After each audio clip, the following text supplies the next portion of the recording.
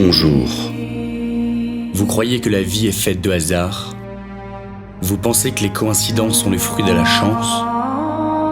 Nous allons vous prouver que rien n'est dû au hasard. Si le coronavirus et Jean-Pierre Pernaut sont parmi nous aujourd'hui, ce n'est pas une coïncidence. C'était bien notre destinée, notre destin. Vous allez nous dire que nous sommes complotistes, des théoriciens du mal. Vous allez nous blâmer, mais nous sachons. Exactement comme ce qui s'est passé pour les attentats du 11 septembre. Comme pour les premiers pas sur la Lune. Et le départ de Ahmad à Koh Lanta.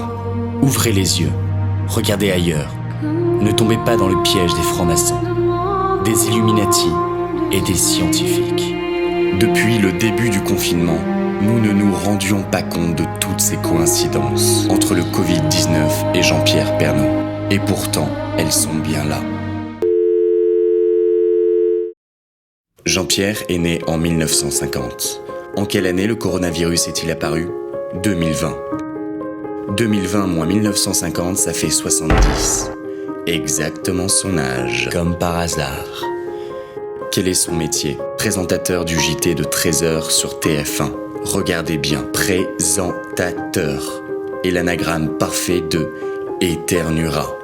Comme par hasard, vous n'avez encore rien vu.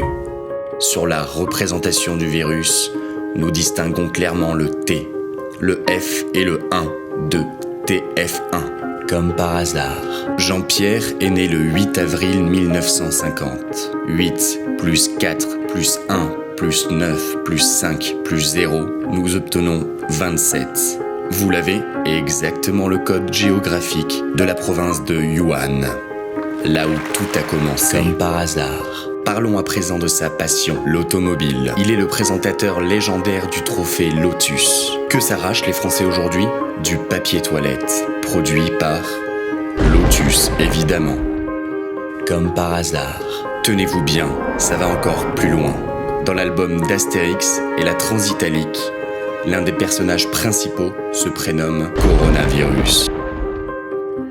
Cet album est paru le jour des 30 ans de Jean-Pierre Pernaut sur TF1. Tout était devant vous, il suffisait d'ouvrir l'œil.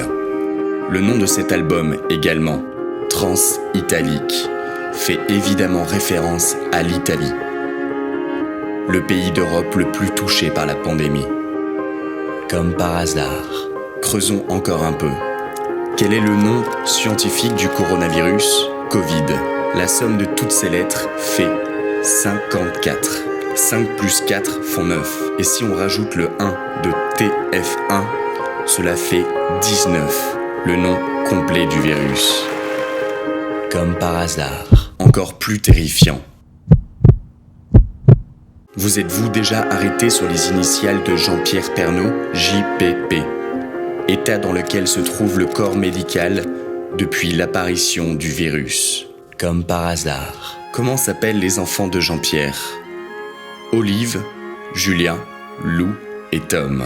Si nous prenons les dernières lettres de ces prénoms, et en rajoutant seulement 2 lettres, cela devient l'anagramme parfait de masque. Comme par hasard. Cela devient vraiment intriguant, n'est-ce pas? Nous allons prendre le point de vue du Très-Haut. Jean-Pierre est né à Amiens. Il est parti en voyage de noces à l'île Maurice. Où l'épidémie a-t-elle commencé? De la province de Yunnan. Si nous relions ces 3 régions, nous obtenons un triangle isocèle. Quand nous plaçons ce triangle dans un camembert, nous avons exactement la probabilité qu'avait la France de devenir championne du monde. Comme par hasard. Mais quand ça traverse les époques, peut-on encore appeler ça du hasard? Nous voulions nous cacher derrière une accumulation de simples coïncidences, mais il nous a fallu nous rendre à l'évidence. Jean-Pierre Pernaut et le coronavirus sont intimement liés. Nous vous l'avons prouvé. Nous pourrions vous démontrer bien davantage, comme le résultat des prochaines municipales, la date de reconstruction de Notre-Dame de Paris et l'année où le PSG gagnera enfin la Ligue des Champions. Mais il faut laisser la vie vous surprendre. Votre regard sur lui a changé. Jean-Pierre. Nous sachons tous